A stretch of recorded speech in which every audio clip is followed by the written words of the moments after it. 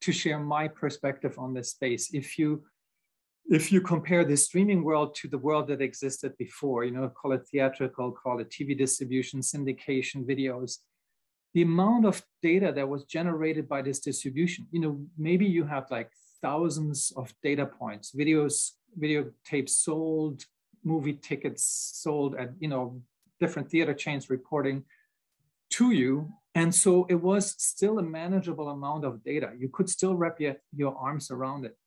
And since the industry or so much of the viewing behavior has moved to streaming, that has changed completely. So whether you have a couple of hundred titles or thousands or maybe 100,000 titles, you might be getting millions and millions of data points delivered to you from the platforms every month.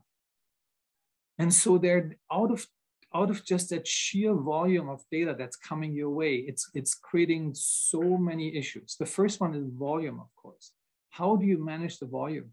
And what you see happen, and Imke can speak to that as well, your systems start to break down. Maybe historically you've used Excel and you very quickly exceed the capabilities of Excel. Maybe you start a SQL database and that becomes too rigid. So the traditional means that we had to create royalty reports just don't work anymore.